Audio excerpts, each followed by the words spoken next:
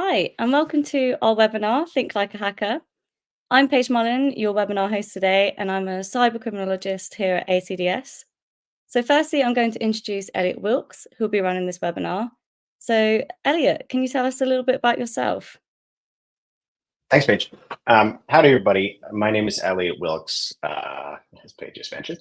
I'm really excited to be here with you today. I've had about 15 years in various technology roles across a number of interesting organizations, from the United Nations, working in Libya, to the Department of Defense, and the White House, State Department, and then I had some work also with the UK Ministry of Defense.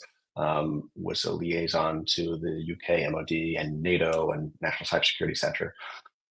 So I've had a really interesting opportunity to look at technology, digital transformation across large organizations and understand the cybersecurity components of that.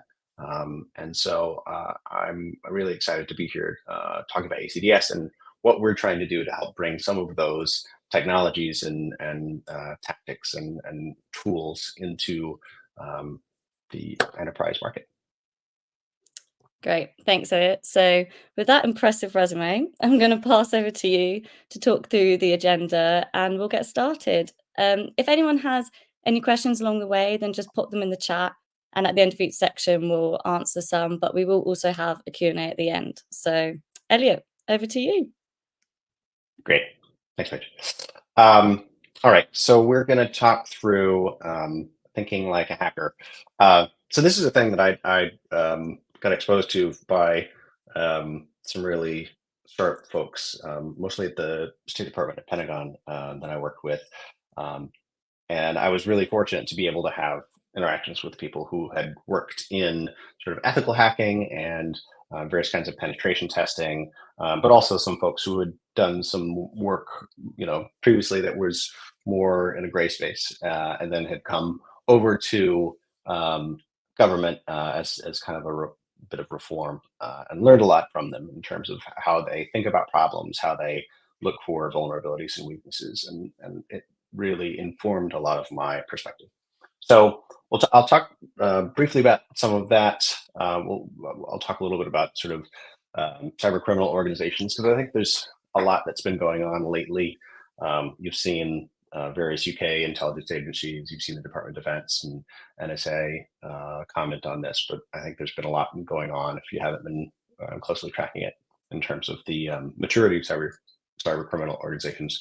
We'll talk a little bit about one particular vulnerability that came up that we did some work on in October, and then I'll show a demo of some processes and techniques that hackers use for reconnaissance.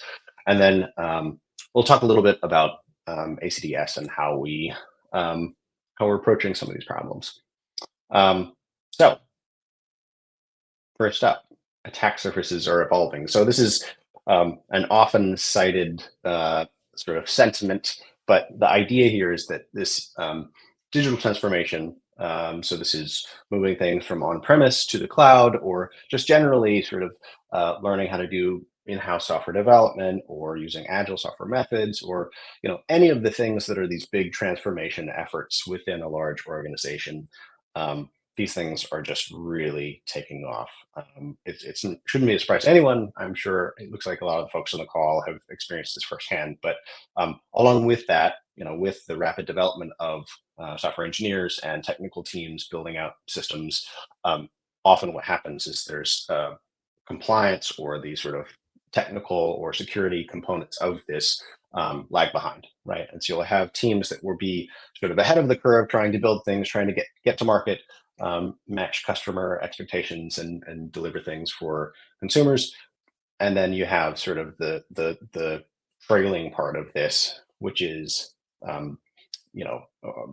basically the security apparatus is struggling to keep up and make sure that things are done in a safe and secure way. So part of that is reflected in these two stats. Gartner and Forrester, 75% of employees will acquire, modify, create tech outside of IT teams. by 2027. I mean, that's just sort of speaks to sort of the volume and velocity of this work. And then 30% of these assets, this is a current state of plays, like are unknown or unmanaged. So we've seen this at the Pentagon, we saw this at the Ministry of Defense, we've seen it across government agencies, really globally, and that extends to the private sector as well. And I think it's perhaps even more so in the private sector because there's not such a severe fear in many cases of people taking action and trying to sort of just doing whatever they need to do to meet a customer demand. Within government, there's a lot more sort of wariness and risk aversion, which I think in some cases is a detriment, but in other cases means that people are less likely to go outside the norm. A couple of examples that I think are interesting to help bring this sort of point together. So one was when I was working at the Department of Defense, we held a competition. It was a bug bounty competition. So a bug bounty is basically where you invite ethical hackers in, you give them a particular target or a series of targets, assets, and you have them try to find vulnerabilities, weaknesses, misconfigurations. And then you give them financial compensation for that. And so in one of these exercises, we found there was a group who were looking at a particular system, and one of the researchers was looking at something, and they said, "All right, well, this is kind of interesting." And then they ran it. They found something that was connected to the internet that shouldn't have been, and they said, "Well, I'm not sure exactly what this is." They did some more research and then found, this is a system that I can actually sort of. It's just default credentials, admin, right? Admin username, admin is the password. And then they tried, and they were able to manipulate the tool itself. And what it ended up being was um, a temperature control device, so a thermostat in the data center where the system was hosted, and it had a similar IP address. So they were actually able to prove remotely, without any kind of authenticated access, without physical access to the place, without credentials of any sort, just by testing the system, that they were able to change the temperature by a few degrees remotely in the data center. And so obviously from that, a technical adversary would be able to sort of jump from there potentially to other things. Like someone had probably just plugged this thing into the Wi-Fi or plugged it into a router, and that's how it became connected. And because many times these Internet of Things devices are not they don't have the security investment in those tools that you would expect for something that's sitting on your external perimeter. They often can be a weakness and a way into your organization. So that was a really interesting example, and I think it informs some of the ways in which we look at challenges and opportunities within ACDS. Another one is it's a financial organization that we'd worked with before at ACDS. This was a group, it's a large organization, and that organization had disposed of an internet connected, or sorry, disposed of a networked device that they had on their network, sort of a general sort of device, but they used certificate-based access. And so they had a certificate on this device that basically proved access, and there was 6 months left in the certificate expiration. What they should have done is they should have wiped that device before they moved it over to the next stage of life, which is them selling the device. And we noticed it beaconing as something that was sort of calling out from another part of the world, several continents away, but still authenticated for their network, right? So that certificate was still installed, and so we contacted the company and let them know about that. So a couple of examples of how this stuff can be really detrimental. Um, we've also got the changing nature of the ransomware marketplace, and I think we'll also talk about sort of the changing nature of criminal organizations. So in this case, we're talking about initial access brokers. So there's been a growing amount of specialization within the cyber criminal organization sort of community. And so there's groups that are really focused specifically on getting access. So some of the examples I mentioned a second ago, the climate control device, or this another networked device that had a certificate that meant it was authorized to connect to a network. Something like that could go for as little as 2 or 3 grand US. And the idea there is that if you're able to discover a device like this, it means that then a mid-tier organization that's interested in access to your organization, so a mid-tier sort of criminal group, um, they wouldn't have to pay a whole lot to sort of get that sort of initial access, and then from there it's up to them to kind of then uh, move laterally within the organization, move to other systems. Um, so just what I was speaking about before, this sort of idea of increasing the specialization of organizations. So really, there's a lot of groups that are working specifically to, in a very specific lane um, uh, of the attack, right? So you'll see some cybersecurity groups will sort of break this stuff down, but basically there's an initial access group, uh, but then there's others that establish persistence, right? So they figure out other backdoors and other ways to find themselves continued access to a particular network or organization. And then there's others that actually really specialize in cryptography and encryption, and they actually are the ones that are building some of the malware payloads and the encryptor tools that you see, the ransomware function. And then finally, there's another group. There's a little diagram here that explains a little bit, but effectively, you've got some of these organizations that are really, I mean, in by all practical senses, they're some kind of customer support function, right? Which is really sort of feels backwards to think through, but it's true.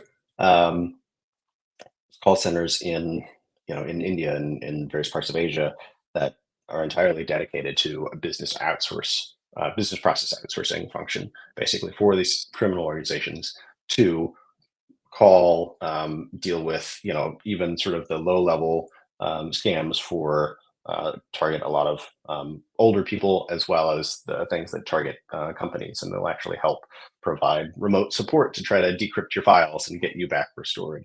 Not all organizations are like this.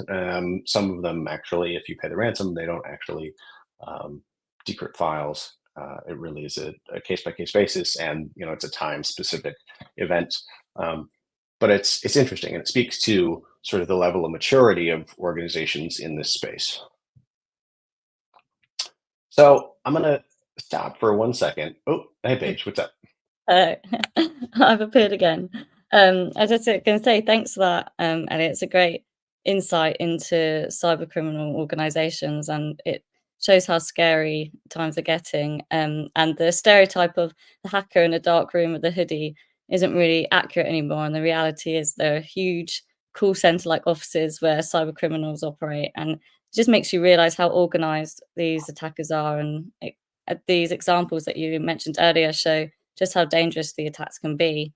But just moving on, so Elliot's going to take us through a demonstration now of how a hacker would go about using tools available to find vulnerabilities on your attack surface using a real case scenario. So back over to you, Elliot. Thanks, Paige. Um, so I'll take you through one of these. So this is a tool called Shodan. I'm going to just share my screen real quick. Um, so this is a tool called Shodan. And if I were to click on the link right there, so this is something that pulls up. Um, this is the hash. This is a sort of cryptographic signifier for finding um, uh, Cisco iOS XE devices around the globe. And so right now there's basically in October, there was a malicious group that I think is yet to be identified, but they were discovered by Cisco and I think by some law enforcement organizations that worked with them to identify malicious behavior. They had launched implants. Basically, they'd found two critical CVEs and used those vulnerabilities to install implanted software across these devices. And these are kind of network switch kind of devices, but they sit at the perimeter of a network. And so we did some work trying to figure out a program to help do some analysis on this, try to understand what was going on, but also then um, identify people affected and have them patch the systems. This is a tool called Shodan. It's basically an it's kind of an Internet of Things or Internet connected devices search engine. This is one example of one of the data sets that we use in our attack surface management processes. But this is, there's free accounts for this, and then there's also some other accounts for this for similar services that are based in China and other places that actually are uh, more common for criminal use. This one, you can use it sometimes anonymously, but they have some restrictions on it. But this is just a sort of an example to show you what it might look like. And so this is just all of the devices that have this particular software running. And so what we would do if we were sort of an attacker is we would try to figure out what's going on with one of these and figure out if there's something particularly interesting that we wanted to look through. So we see a lot of the certificates are self-signed here. That is potentially some kind of risk in it, and it certainly has some indications. Let's see. So let's just go to this one in Chile. So this is an interesting one. So we see this is just one of the mobile or the internet service providers and mobile network operators in Chile. And then we see this port 161. We see this sort of Cisco systems thing beaconing. So we can tell this is the Cisco device, and then this is running Nginx here. So this is potentially related to that, or potentially another service that's on top. So basically, they would do some level of reconnaissance here. They would look at the different ports exposed, and then probably try to exploit that, right? The alternative is you could also then say, well, we're particularly interested in organizations in, let's say the Great Britain, right? Like let's use the UK. So then they would sort of filter this and then perhaps download the results and say we want to have all the results for this this particular hash, and download those, and then run a script to do this in an automated fashion. So really, that's I think the big thing here that's particularly interesting is they're able to do this at scale very quickly. So um, I'm back. Thank you for that demo, Elia. I think it's really scary to think that it can be so easy for hackers to find and target vulnerabilities using tools and techniques like these. And as we go, please don't hesitate to ask any questions in the chat about what Elliot might be discussing, and we can answer them as we go. I'm going to move on to the next section, and it'd be great to discuss how we help our organizations be proactive when it comes to protecting themselves against these types of attacks. So at ACDS, how do we help them? oh, thanks, Paige. So there's a few challenges here when you're thinking about attack surface management, right? So this is internet connected devices, internet connected things on your network. And if those things, if you're not 1,000% invested in zero trust architecture for your infrastructure, then those things can present a weakness or present a vulnerability, an opening for an attacker. So a lot of the existing platforms, they have really significant data sources, and there's lots of data, but it just sort of comes at you all together. And I think what we've done is really tried to invest in basically understanding the problem that is, analyst fatigue, and really the challenge that we're facing across the industry is like the cybersecurity needs are growing, and we don't have enough staffing to meet the demand. So how can we provide some automation? How can we apply machine learning? We're starting to dabble in large language models and generative AI tooling. How can we apply some of these advanced technical techniques to help remediate some of those issues? So we've invested in understanding the problem, but then also building some solutions that help get at that. So we've got really extensive data sources. as well as scanning apparatus that finds stuff that other vendors don't do.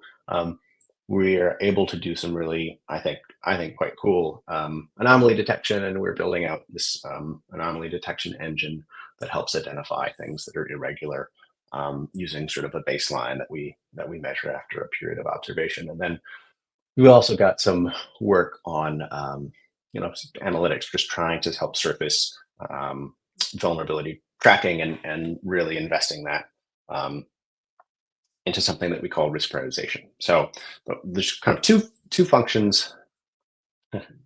I see. There's a fun question. I just want to jump in. Is this all going to turn into a fight between AIs? I mean, yeah, sort of. I mean, I definitely think that there's, yeah. I mean, in the same way that you see cyber criminals taking up some of the advanced technologies. I mean, they're using LLMs right now and ChatGPT and things like this to craft. Spoofing messages and phishing messages, right? I think that's a thing that we've seen a lot in our email security work, um, and I think that it's just underscores again how you need to have technical solutions to these challenges and can't rely solely on people to do this. So um, I think absolutely it's always going to be a competition, right? Until there's really serious disincentives provided by government, and there's sort of a global governmental response to this. I think always it's going to be a struggle. If you look at the economy or the total dollar value of the cyber criminal market, I mean, you're talking about something that Paige, you're gonna have to correct me if I'm wrong here, but I think we're talking about, I believe it's number three in terms of if you were to make this a GDP, a country's GDP. So certainly significant, right? Like there's a lot of money to be made, and until those components of that are disrupted, um, you know, cyber criminals are going to continue to invest in the same way that organizations need to invest in protecting their data. So what some of the stuff that we do around this is asset discovery. So that's really sort of combining a whole bunch of different data sets together. So we've got this really robust full internet scanning database that scans the entirety of IPv4 um, every day. And then we've got targeted IPv6 scanning. In addition to that, we're using databases like Shodan and other tools like this that are doing additional scanning to try to provide really optimal coverage. But then also historic DNS resolution data, reverse DNS, BGP lookups, and whois databases and things like this. And the idea is to try to combine all of these different sources of metadata to be able to, given just a little bit of seed data, identify what some tools are, or sorry, what the assets are that are connecting to your organization. And then the other really big component of the platform that we're building is risk prioritization. So this is really around optimization. So as you have these sort of petabytes of data coming in, how can we present this to you in a way that is specific to your organization, and then also really tailored and curated? So you're only spending time fixing the things that you need to fix.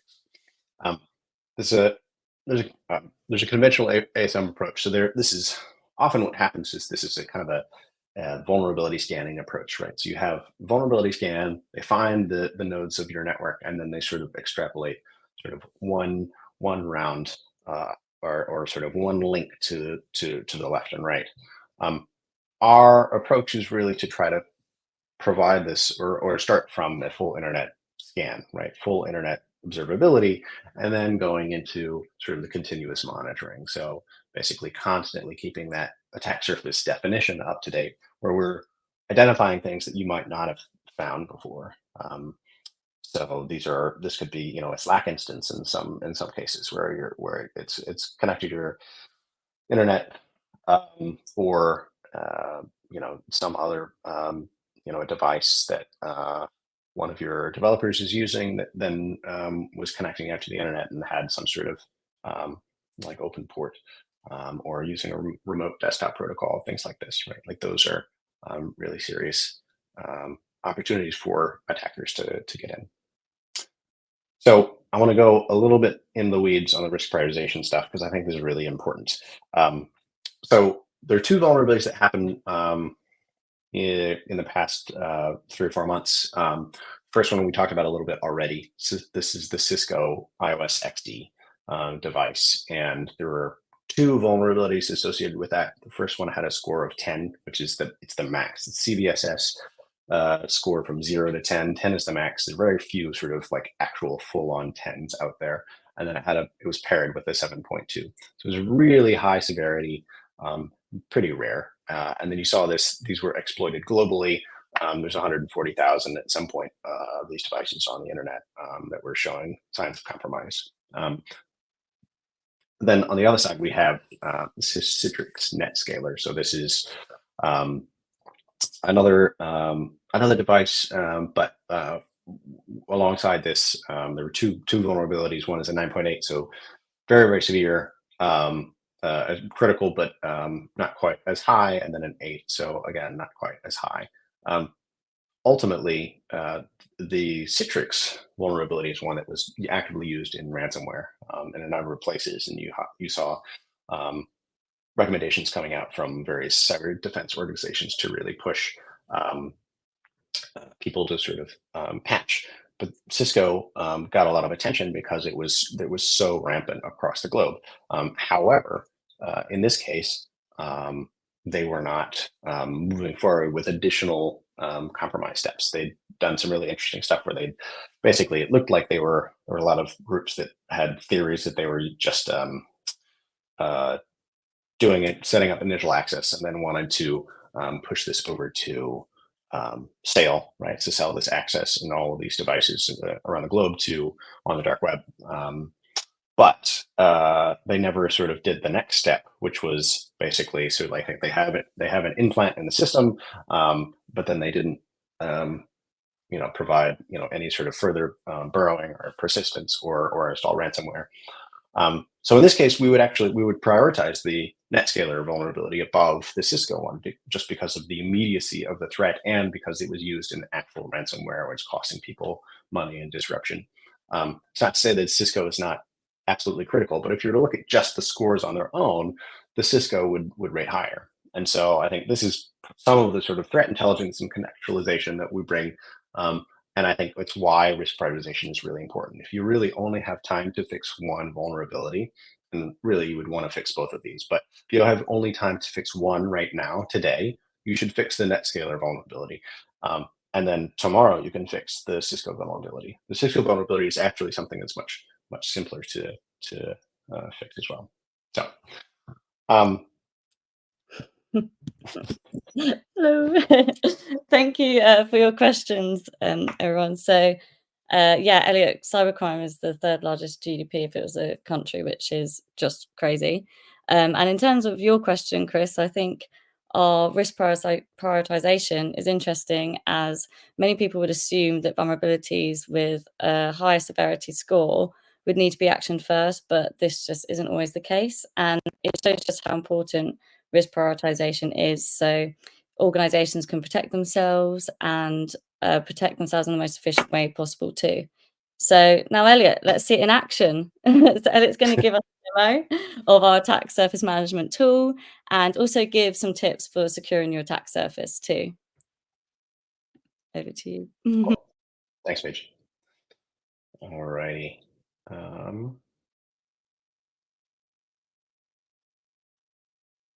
Cool.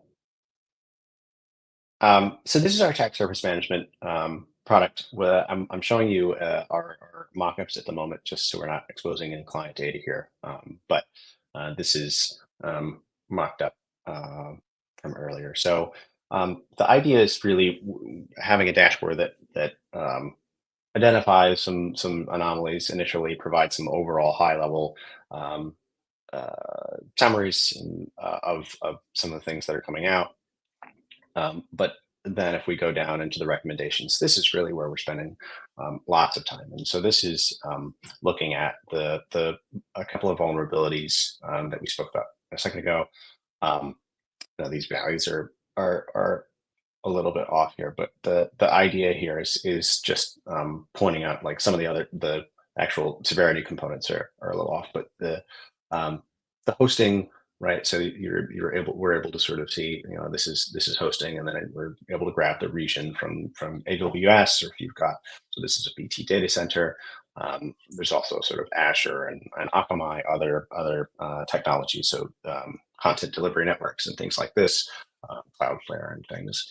Um, and then this is sort of a way that we're highlighting some of these vulnerabilities. So we're doing this sort of regular daily scans of all of the assets that we're tracking, and then or actually all IPv4 assets, and then bringing those scans in, and then providing, as they match to particular vulnerabilities, surfacing those for users.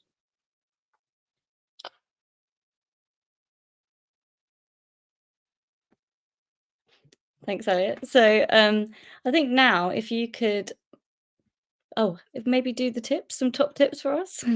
Oh yeah, cool, sure. We'll do tips, and then if there's questions, we can Gold. jump in. We need the top tips. Yeah, so there are a few things that I think are particularly interesting. So I worked with NCSE to put together, so this is the National Cybersecurity Center in the UK, to put together a tool that does a very lightweight version of this, and basically, and it's a free for use tool. It's called Check Your Cybersecurity. Um, and this is some of the research that went into that, which is basically looking at some of the most abused ports and services out there. Um, and not all of these are sort of abused like in the same way. Over here in the top right, we see this is a diagram from Shadow Server, which is a organization. If you haven't heard of, you can sign up for free uh, free data that's reported. They do regular scans, and you can sign up for free data dumps from them on a regular basis. But it's a nonprofit organization that supports a number of different um, cyber defense agencies around the world. Um, but from this diagram, this is basically looking at traffic from uh, over the course of a year, and it's like, what is the malicious traffic coming out? And so some of it is HTTP scan. So this is just sort of the initial reconnaissance that scans and things like the stuff that we saw with the Shodan data that would sort of come up in here. But the actual biggest one is Telnet brute force. So Telnet is a connection protocol that happens a lot in sort of IoT devices, um, often on port 23, and it was a protocol that was developed decades ago, and so it actually didn't have any sort of modern security built into it. It can't be secured in most cases, so it's um, it's really something that you shouldn't have exposed to the internet in nearly every case, right? So this is the same reason that we saw. I believe it was Telnet that was one of the vulnerabilities associated with a water control system in the U.S. that was recently uh, taken over by a threat actor. So it's certainly a relevant thing. The other one is obviously SSH brute force. So this is sort of applying, a brute force function. So basically hitting it with loads and loads of traffic to try to overpower and or basically guess sort of password combinations and things like this. When you're using SSH, you want to use certificate-based authentication. So that's having something where you generate a key as part of the process, and then use that key for authentication rather than along with the passphrase, rather than just sort of a username password kind of situation or just a password. That's just insufficient. So you want that cryptographic um, uh, backing to the authentication. FTP still exists on the internet. I don't know why. It's really it's surprising, but there's a lot of it's used for a lot of data theft. And so as you're looking at sort of our approach here, you're saying, all right, well, full internet visibility or very close to it. One of the things that we see as cyber criminal groups, I mean, they've got full internet visibility, and they're really just sort of looking out at who's put what online, and they're able to run remote scans and sort of automate this process incredibly well. So you've got a couple of things. You've got we had actually had a partner organization that we were working with, and they had set up remote desktop protocol on a device, and it wasn't sort of well secured, and within 24 hours. I mean, this was on an Azure sort of cloud, a cloud instance, so it didn't really have anything on it. And then within about 24 hours, that device was compromised and loaded with malware, with ransomware. Excuse me. Um, so it's a very highly automated process. And it's really then a competition of it's a sales prospect for them, right? It's the organization sort of grabbing onto a server as fast as they can and trying to install malware faster than the others.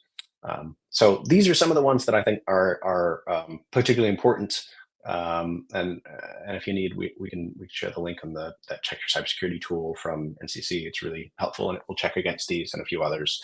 Um, and then I think some of the stuff that's really important in terms of thinking through authentication. If you haven't started journey towards something like zero trust, some that it's particularly helpful when you're looking at your attack surface management, because you're able, instead of if you have sort of a compromised device, if there is something that you've left out there and then it becomes compromised, they're not able to use that thing that has elevated permissions, perhaps, to make their way further into your network. There's still sort of a check that happens, right? So part of that is building up maturity in your organization and using things like soft certificates. So there's certificate-based access for devices in many cases, and that's there's a whole sort of series of science around there. Around zero trust, but I mean, that's a particularly important one. And using just an hardware-based certificate, so YubiKeys or HSM devices, particularly important. And I think along with that, the obvious one that a lot of people will say is multi-factor authentication. I think um, there's two prongs to this.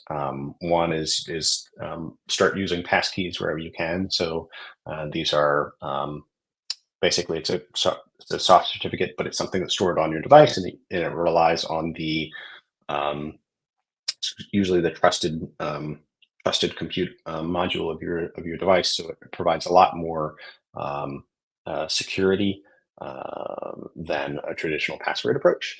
But in addition to that, using a hardware-based multi-factor authentication. This is highly resistant to phishing attacks. So something like a YubiKey. Google also just rolled out a new version of the partnership they built with Titan. So there's a Titan security key. We use YubiKeys. I use them in lots of different government agencies. I'm a big fan. So I think those are some of the top tips that I think really provide serious protection. Thanks for those, Elliot. I was just going to say we've had a couple of questions come in. So before we go to the next slide, if you don't mind answering them. So we've got a question from Chris who said, do you have anything to find dangling subdomains? Yeah. So dangling subdomains, if you're not familiar, so dangling subdomains is basically it's a subdomain from your root domain. So if we had acdsglobal.com, or let's say acds.com, a subdomain for that would be um, um, webinar.acds.com, right? If we have that subdomain attached to an AWS instance, but then we remove that instance and that subdomain is still connected on your DNS record. That's a dangling subdomain. So yes, we've got a function that helps identify those within the ASM. I think it's an underlooked but incredibly important thing. And the reason for that is that if you have a subdomain, so subdomain takeover is a relatively easy process. There's loads of sort of free tools out there that can automate that in a really easy way. Basically, once an organization has taken over a subdomain, like a cyber criminal group, they can then in some cases I've seen that they apply for a certificate, a valid SSL certificate, and because they own that subdomain, they're able to get that valid certificate. With a valid certificate, then they're able to basically redirect your users. They can send phishing campaigns and redirect users to this sort of malicious site, grab the cookies that they use, even some of the security cookies, and then start harvesting all sorts of data. So it's a really it's a pretty serious thing. So it's one to be very careful about. So yeah, we have a module that helps highlight that. That would be a really serious configuration error. And it happens a lot when you're dealing with cloud development. So you have organizations who are building things quickly in the cloud. If you're not really on top of your stuff, then um, that that those things tend to be the things that you sort of fall behind, or you have someone leave, and then you don't have that infrastructure kept up to date. So this is why you want some sort of device or service that's providing sort of constant monitoring of that to make sure that your those weaknesses are attended to very quickly. Great, thanks, Elliot. And we have another question from Joe, who has said, "Is ASM as applicable to SMEs as large enterprises, and is there a base entry point?" Mm. So right now, a lot of what we've been doing is looking at this through the lens of large enterprise, because I think that's those the organizations that are often having the largest footprint. Um, Now that said, I think we've actually gotten this question a number of different times from different organizations. We have some partnerships with folks in insurance industry and a few others.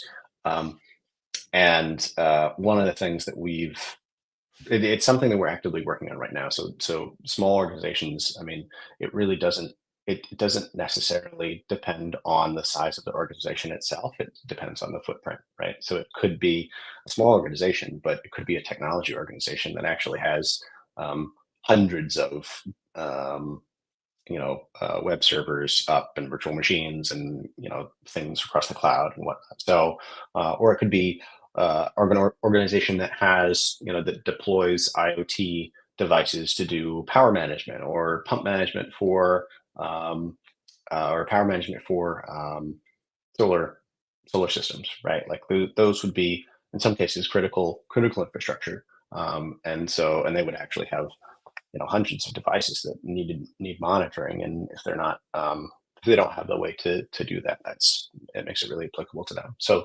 we have, I mean, this is really, it's scalable to organizations of all size, no matter the situation. Yeah, definitely. Okay, so we're nearly at our 45 minutes, and now we do have time for Q&A. So if anyone could get any of their questions, even if you've asked questions, ask away. And in the meantime, yeah, Elliot, do you want to discuss a bit about us? So if we go Oh yeah. back, if we give everyone a couple of minutes to get all your questions down, and if you can just explain a bit about us at ACDS. Cool. Thanks. Yeah, if you have any questions, I'm more than happy to answer that. We're a privately funded software startup.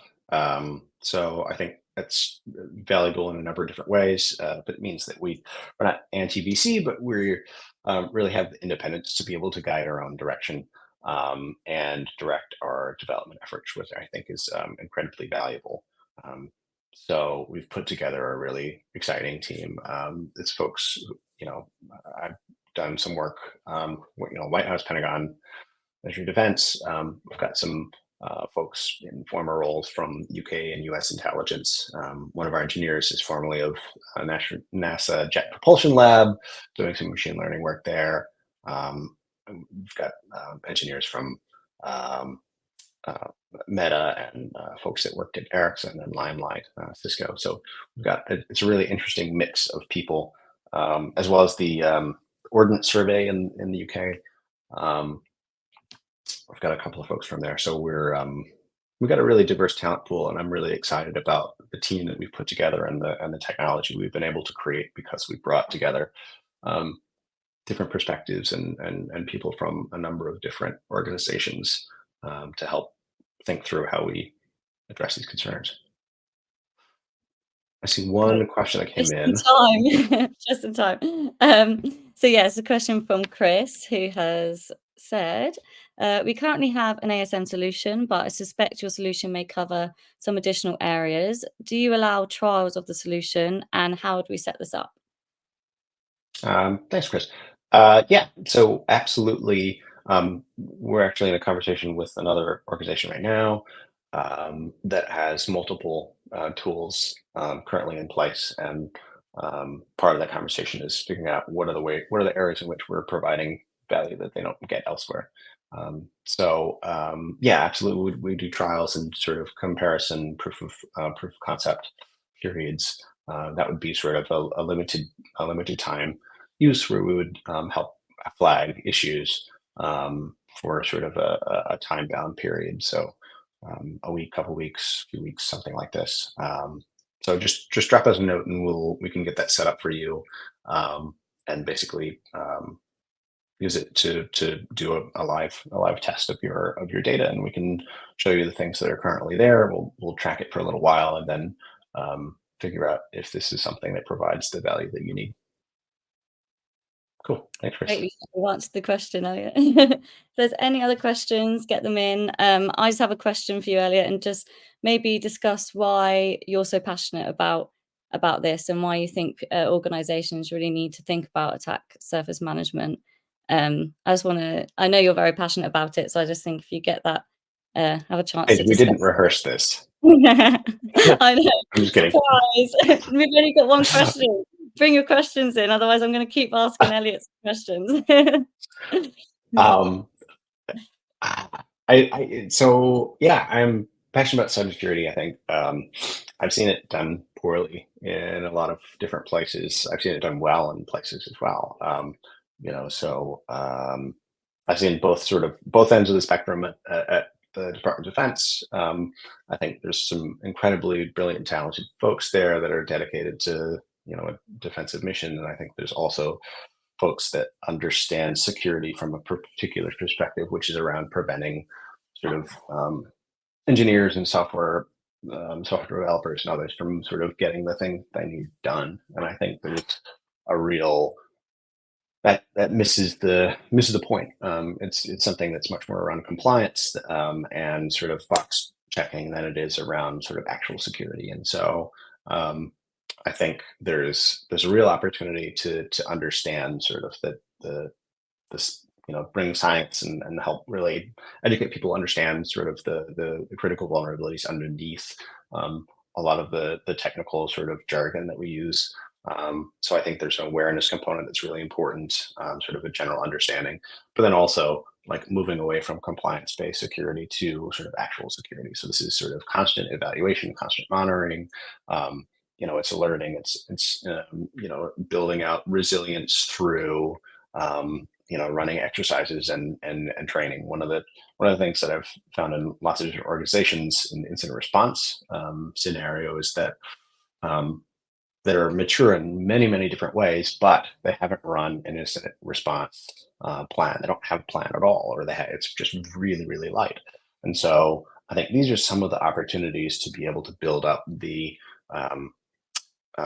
maturity of our organization is helping them sort of understand that plan, understand what does it look like if something happens, and then in some cases move from if to when, right? Like security incidents happen, but what you want to do is minimize the impact of them and really shorten their time to recovery, and the time to restore. So really understanding security in sort of, I think, a new way it's starting to catch on more and more, but it's something that I find really